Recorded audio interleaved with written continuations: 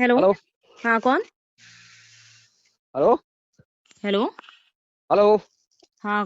तू बहन चोद ये बता, सुन ले, पहला सुन ले, तू गाली क्यों दे रहा है? पहले सुन ले बहन चोद डंडी। तुम्हारी बहन मम्मी चोद होंगी और तुम्हारी बहन है, यही तेरी चीज। माँ का चूत सुनो, बहन चोद। ठीक है नहीं ना? सुन ले, नहीं, तुम तेरा रोज बहन रोज चोद। गाली क्या करते नहीं हो? जब तुम घर तेरा, छोड़ के नहीं भाग गए हो तेरी माँ दूसरे का के चूत बहन पास, तो चोद। फिर क्यों जो है वो कर तेरी रहे हो माँ रवि? का चूत बहन ये चोद, बताओ तेरा तुम। नहीं नए नए तेरा नंबर बहन से चोद। कॉल करके सुन क्या ले सुन ले, साबित कर दोगे? तेरा बहन चोद, तेरा मैं बोलो। जेवर चुराया हूँ बहन चोद। अब तू हाँ। सुन ले, सुन ले। हाँ। तुमने अब तू मेरे कहीं सुनो, 2017 सुन में ले, तुमने जो है, जब हम सुन ले प्रेग्नेंट थे, बहन तुमने चोद, मारा था ना, दिनेश को सुन ले, बुलाया था ना रेप करने के लिए। क्यों मेरी बुलाया बात था? सुन ले, मेरी बात सुन पहले ले, तुम बताओ। सुन ले। अगर तुम तू पहले इंसान, बताओ, तेरे मेरे इंसान, बच्चे की जान तेरे को तुमने अगर ली थी कि नहीं ली थी? पहले ये बताओ मुझे। तेरे को अगर मैंने यूनिट में लिख के इंसाफ दिया मिल था। जाए बहनचोद, तब हम्म। बताना मेरे को। अगर वो तेरे तुम्हें इंसाफ मिल पैसे के जाए, सुनो, पैसे के ठीक है, दम पे तुम रोक लोगे? कब तक ठीक है। रोकोगे? क्या तू जाने महिला आयोग जा रही ना? आ? अगर महिला लोग जा रहे हैं, महिला आयोग, अगर तो तेरे को वहां से भी मिल जाए इंसाफ, बताना मेरे को। तो पैसा तुम दे रहे हो ना, भर भर ठीक है। के। जब सबकी जेब तुम भर रहे हो, मुंह बंद कर रहे हो, मादर तो चोद क्यों रंडी जो है वो होगा? बहनचोद, बताओ तो साली मुझे। बहनचोद, रंडी बोले बहनचोद, मेरा जेवर लेके भाग तुम्हारी गई बहन बहनचोद। है वैसी, और तुम मेरे उसी की पास है, पैदाइश हो। तेरी माँ की चूत में गया गंदी बहनचोद, एक जेवर, खून के जेवर 10 तेरी जगह माँ जो की है। चूत में गया, इसीलिए तो तुम धोखा दे रहे जेवर हो। तेरी माँ की चूत में गया बहनचोद, याद ठीक है रखना। ना? तेरी माँ की तुम्हारी चूत में गया मम्मी बहनचोद, सेम है। तेरी माँ इसीलिए की शादी के बाद भी वो और तेरे तुमको भाई अपने की चूत पास में गया। सुलाती थी। ठीक है, ठीक है, तेरे बकवास भाई, करने से कुछ नहीं होगा। ठीक है, ये तेरे चिल्लाने भाई से भी तुम चूत में मर्द गया। मर्द नहीं हो जाओगे, ठीक है? मादर चोद रंडी, जहाँ तक मैं मिल तुम्हारी लेना मम्मी बहनचोद। होंगी। तेरी माँ का चूत बहनचोद, अभी तो मैंने रंडी कुछ साली। करना ही नहीं शुरू तू किया, तुम कीड़े की सुन तरह ले, के बिल बिलाना मैं चालू कर लिए हो। तू मैं चार झाड़ उखाड़ चवन्नी का लेना। मुंह लेकर के ना, सुन ले, अब ना मैं झाड़ उखाड़ इधर लेना। से उधर निकलो। अरे बहनचोद, तू झाड़ उखाड़ लेना मेरा, तो है मैं झाड़ तुम्हारे उखाड़ पास? लेना। है? है, है? है, वो तो है तुम्हारी औकात है। मम्मी और तुम्हारी भाभी और बहन मिलकर पहले ही उखाड़ लिए हैं। मेरी औकात है, मेरी औकात है। कोई कुछ औकात नहीं है। क्या? तुम जैसे मर्द पे थूकती हूँ इसलिए मैं, ठीक है? इसलिए भोसड़ी वाले तुम्हारे घर वाले थूकते हैं, ठीक है ना? तुम्हारे ऊपर ना, क्यों? तुम गांव थूक दाने ले नहीं पूरा भोसड़ी, कॉलोनी, सुनो, पूरी गांव में दाने। कॉलोनी के जो है तुम्हारे मुंह पे राधे राधे, जय माता की। कैसे हैं आप सब? मैं अच्छी हूँ, आशा करती हूँ आप भी अच्छे होंगे, अपनी अपनी फैमिली के साथ खुश होंगे। बुरे लोग बुरा समय आपसे बहुत दूर रहे। रिकॉर्डिंग आपने सुन ली होगी। अब बहुत से लोग मेरे को बहुत कुछ बोलेंगे गलत, मेरे ऊपर फर्क नहीं पड़ता है, ठीक है? और रही इसमें जो ज्वेलरी की बात कर रहे हैं रिकॉर्डिंग में, तो उसके लिए भी मैंने जो है दिसंबर में जा करके थाने में रिपोर्ट लिखाई है। 9 तारीख को मैंने दी है, तो 9 तारीख की एप्लीकेशन मेरी नहीं ली गई, क्योंकि मेरे घर में दिसंबर में 3 दिन चोरी हुई थी। और रविशंकर, फर्स्ट डे रविशंकर थे, दूसरे 2 दिन और भी लोग आए थे। गेट का काटा गया लॉक, दरवाजा का ताला तोड़ा गया, लॉकर तोड़ा गया, जितना सामान, मेरे पर्सनल डॉक्यूमेंट्स जो भी मैंने कंप्लेन कर रखी थी, मेरे ट्रीटमेंट के डॉक्यूमेंट्स थे एमएच के, जिसमें उन्होंने वहाँ पे एमएच से लिख के दिया गया था कि डोमेस्टिक वायलेंस हुआ है मेरे साथ, इसलिए मेरे को डिप्रेशन हो रहा है बार बार। वो सारे डॉक्यूमेंट्स रवि ने और रवि के दोस्तों ने चोरी कर लिए। पर थाने में इस चीज़ की मेरी रिपोर्ट नहीं लिखी गई। मैंने 9 तारीख को भी लिखाया था, और 10 तारीख को फिर से मेरी ली गई थी सुबह में। तो चीज़ें बहुत ही बदलवाई गई थी, मतलब जो मेरी एक्चुअल कंप्लेन थी उसको में बहुत फेर बदल किया गया है। अपने हिसाब से उन्होंने लिखवा करके लिया है, और एक्शन फिर भी नहीं लिया भाई, सिर्फ लेके जमा कर लिया बस, रद्दी के भाव, ठीक है? और जो मैंने बोला है इसमें कि रविशंकर, मैंने बोला ना, इसमें आपने रिकॉर्डिंग सुनी होगी कि 2017 में रविशंकर ने रेप कराने के लिए मेरे बुलाया था। उस टाइम भी ये था, रविशंकर जबलपुर में पोस्टिंग थे, और मार्च में ये मेरे को छोड़ने आए थे घर। तो बवाल तो हमारे बीच में रह ही रहा था। अब एक ही घर में पति पत्नी रहेंगे पर साथ नहीं रहेंगे तो झगड़ा तो नॉर्मल ही है। जब पति बोलेगा नहीं पत्नी से और बच्चे से, तो लड़ाई तो होनी ही होनी है। जब पति के दिल में कोई और रहेगा और ये चीज़ें अगर वाइफ को पता चलेंगी तो फिर प्रॉब्लम तो होनी होनी है। तो मैं सीधे, मेरे को जाना था कि पर्वत खेड़ा में रहने के लिए। रविशंकर मेरे को जबलपुर से लेके आए और मेरे मम्मी के यहाँ छोड़ गए, रायबरेली में छोड़ दिए। तो 29 तारीख को हम आए। मैंने वेट किया 1-2 दिन, और रवि से बोला, मैंने कहा मेरे को ससुराल में रहना है और आप मेरी रहने की वहाँ पे व्यवस्था करो। रवि इस चीज़ पे तैयार नहीं थे, क्योंकि वहाँ पे रवि रहते हैं अपनी भाभी के साथ। अब 24 घंटे 24 आवर साल के 12 महीना अगर बीवी ससुराल में रहेगी तो फौजी मुंह कैसे लगाएगा अपनी भौजी को? इसलिए रवि का था कि नहीं, तुम वहाँ नहीं रहो, तुम रायबली सिटी में रहो। मैंने कहा मैं नहीं रहूँगी।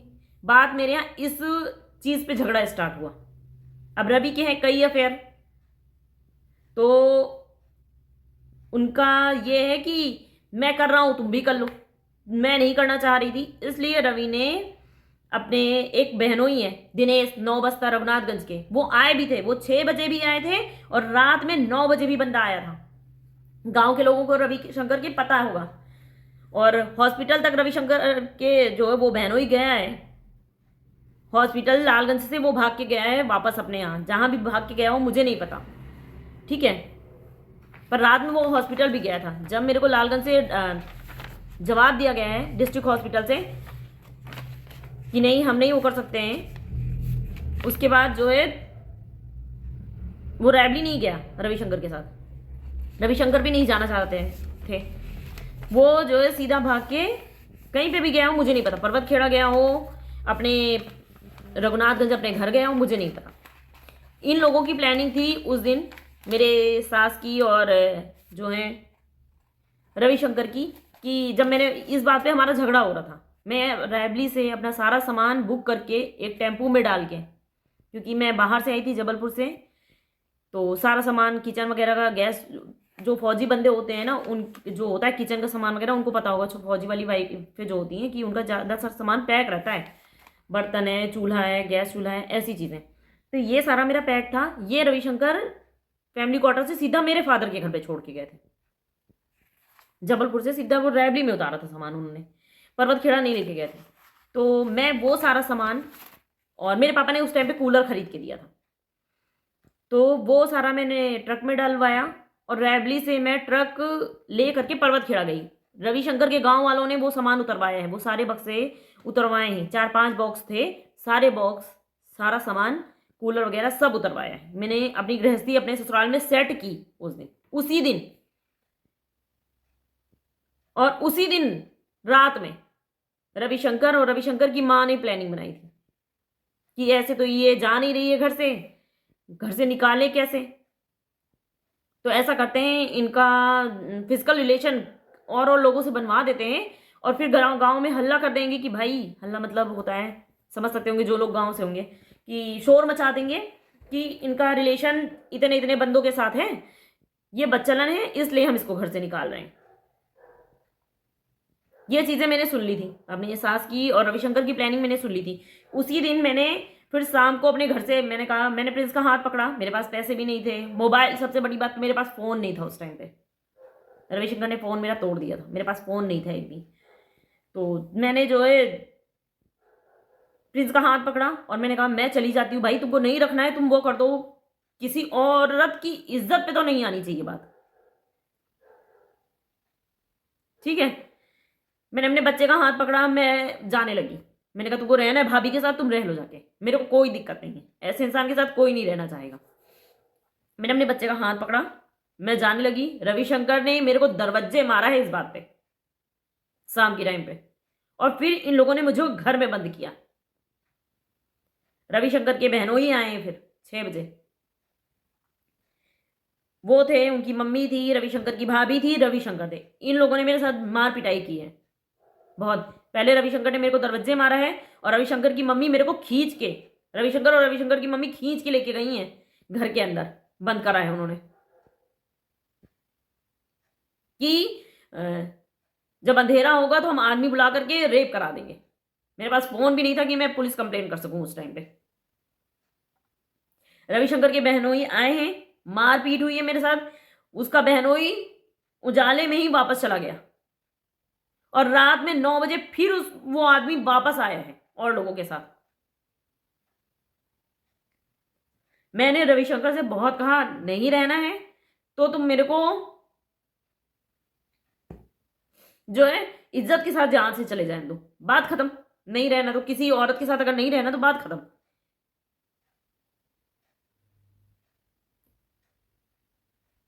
उनको ये नहीं हुआ।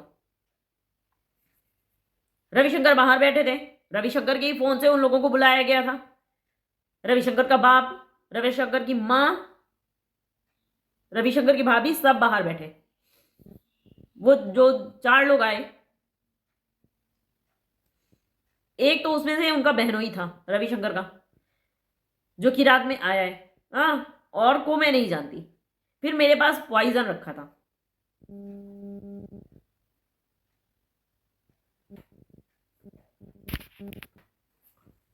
मेरे पास पॉइजन रखा था, मेरे पास इज्जत बचाने के लिए कोई और ऑप्शन था ही नहीं। फिर मैंने वो खा लिया बिना सोचे समझे कि अगर मैं मर गई तो मेरे छोटे से बच्चे का क्या होगा। मेरे दिमाग में एक पल के लिए भी ये चीज नहीं आई।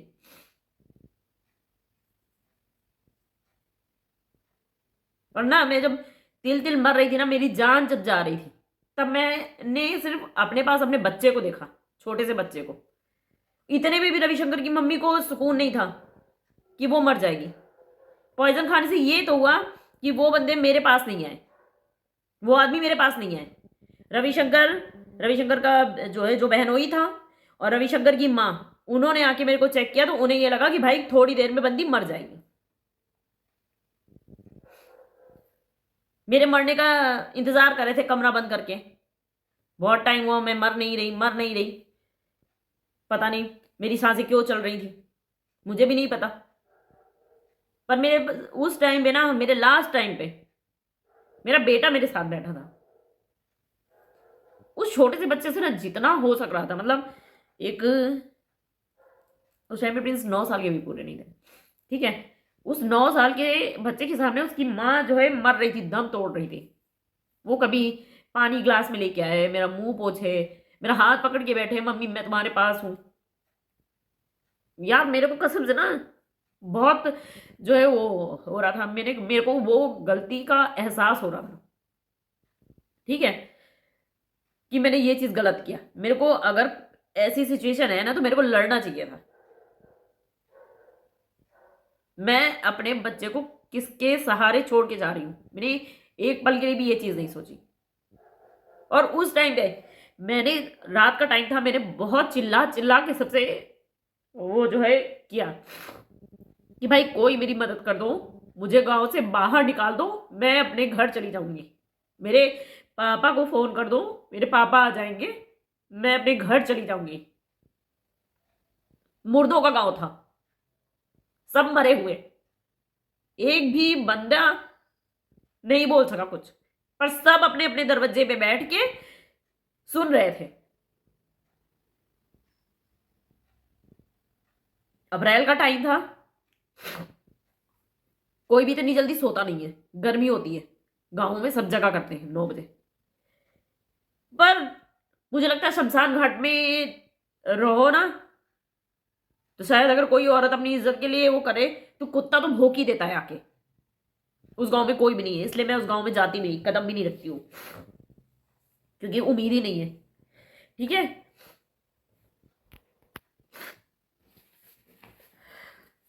इस पे भी जो है मेरी मौत नहीं हो रही थी, मैं मर नहीं रही थी, लास्ट सांसें मेरी चल रही थी। उस टाइम पे मैं 2.5 महीने की प्रेग्नेंट थी। बहुत से लोगों को ये लगेगा भाई जब पति तुम्हारा तुम्हारे साथ नहीं रहता तो कैसे। मैंने बोला है पहले भी कि मैंने ट्रीटमेंट कराया था, इसलिए रविशंकर की मां से मैंने बोला, रविशंकर को भी मैंने बोला कि मैं प्रेग्नेंट हूं, इतना टॉर्चर नहीं करो। उस टाइम पे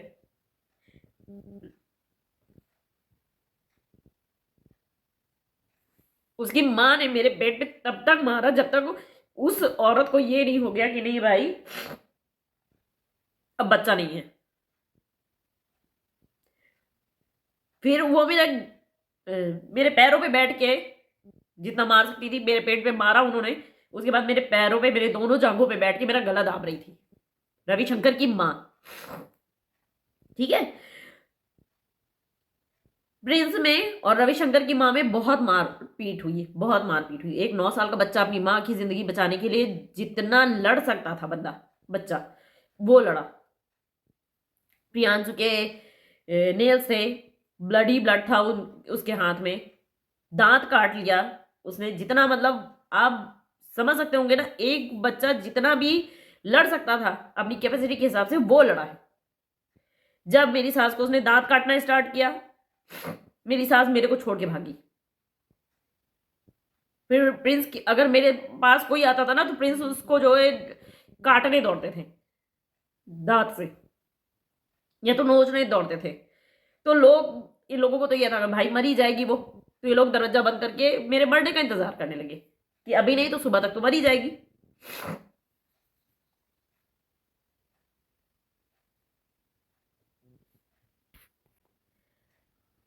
पर कहते नहीं है जब तक किसी की मौत नहीं लिखी हो ना तो वो मरता नहीं है। भगवान की इच्छा के आगे किसी का भी बस नहीं चलता। पता नहीं कैसे मेरे पापा, मेरे भैया और मेरे भाई की फ्रेंड आ गए रात में, मुझे भी नहीं पता, क्योंकि मेरे पास भी फोन नहीं था। कैसे आए, क्या सोचा, पर कहते हैं ना कि एक बच्चा जब मुसीबत में होता है ना तो उसकी माँ और पापा को हो जाता है पता।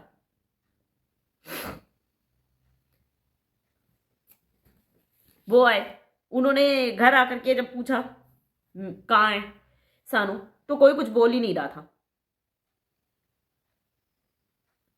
भाई जब मेरे रूम में आया तो उसने देखा कि मैं एकदम वैसी हूं, मेरे को होश भी नहीं था, बस सांसें मेरी धीमी धीमे चल रही थी। पर एक चीज मैं कहना चाहूंगी, पता है क्या, जब इंसान ऐसे में जब मरता है ना, जैसे कोई चीज उसने की है और वो मर रहा है एकदम लास्ट टाइम, जब ये हो कि नहीं अब बस मेरी जान निकलने वाली है, तब उस इंसान के अंदर ना एक बार जीने की इच्छा जरूर आती है। वो अपने बच्चों के बारे में सोचता है कि मैं मर गई तो मेरे बच्चे का क्या होगा। मेरे दिमाग में भी यही चीज चल रही थी कि माता रानी, मेरे से गलती हो गई, मेरे को लड़ना चाहिए था अपने लिए, पर एक एक मौका दे दो मेरे को। मेरे भाई उठा के हॉस्पिटल लेके गए, लालगंज डिस्ट्रिक्ट हॉस्पिटल। उस टाइम पे दिनेश घर में मौजूद थे। रविशंकर को और दिनेश को मेरे पापा लोग जबरदस्ती लेके गए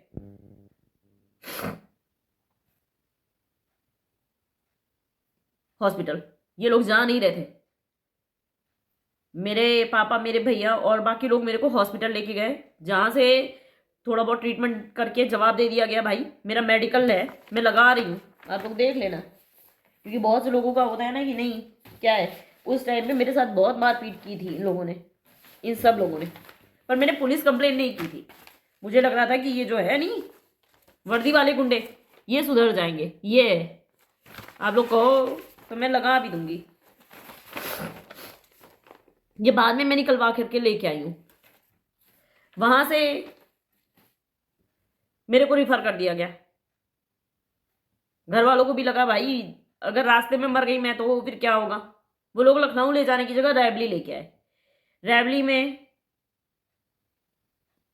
मेरे को डिस्ट्रिक्ट हॉस्पिटल में दिखाया गया, एडमिट कराया गया, मेरा ट्रीटमेंट चला। रविशंकर रैवली हॉस्पिटल से भाग गए, अपनी भाभी के पास रह रहे थे, सीधा बंदा भाग के गया अपनी भाभी के पास। मेरे को हॉस्पिटल से सीधा, जब रविशंकर थे ही नहीं तो मेरे को सीधा मेरे मायके लेके आए।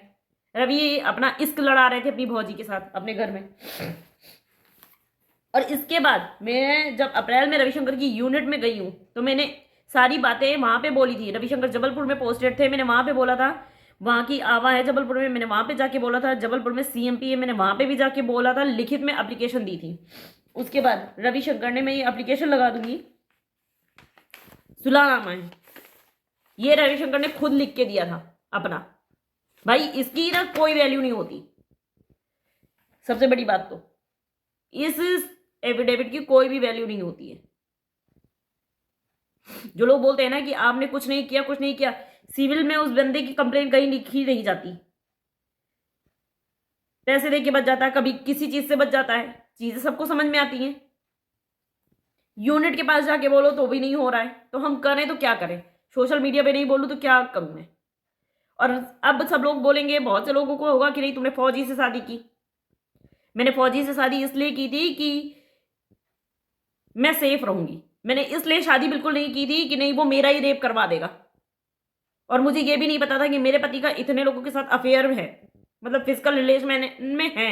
और जिनको भी लगता है ना कि मैं झूठ बोल रही हूँ तो आप मेरे को कमेंट करिएगा कि भाई उनका एक वीडियो बनाओ और उन औरतों का नंबर डालो, जो फोटो है आपके पास उन औरतों की वो फोटो डालो। मैं इसके बाद जो नेक्स्ट वीडियो आएगा मैं डाल दूंगी, एड्रेस के साथ डाल दूंगी, रविशंकर के स्क्रीनशॉट के साथ डाल दूंगी।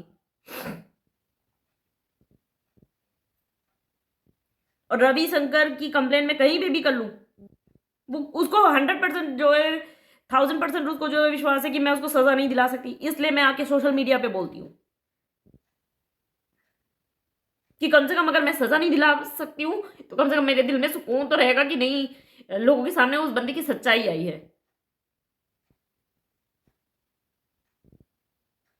और मैं रो इसलिए नहीं रही हूं कि जो है मेरे को आप लोगों को दिखाना है, मैं रो रही हूं वो टाइम याद करके, क्योंकि एक औरत के लिए ना अगर उसकी इज्जत में बात आती है तो सबसे बड़ी बात वो रहती है, उसकी आत्मा तड़प जाती है।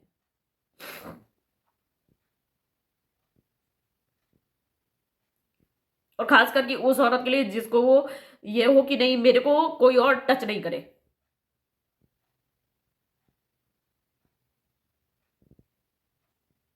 मैंने जो भी किया, सुसाइड कमिट की थी उस टाइम पे, मैं बोल रही हूँ कि जो है मैंने की थी, पर मैंने अपनी इज्जत बचाने के लिए की थी और मेरी इज्जत बच भी गई थी। बेशक रविशंकर ने मेरे को मारा, उनके घर वालों ने मेरे को मारा, मेरा मिसकैरेज हो गया, मैंने बहुत चीजें झेली, मैं 1 मंथ तक बीमार पड़ी रही पॉइजन की वजह से, पर मेरी इज्जत पे आंच नहीं आई। पर मैं हर उस बेटी से कहूंगी कि अगर तुम्हें इज्जत पे बात आए ना तो मरना मत सीखो, लड़ो अपने लिए, क्योंकि हमारे पास 2 ऑप्शन होते हैं, या तो मर जाओ या तो मार दो, पर लड़ो, लड़ना भी जरूरी है।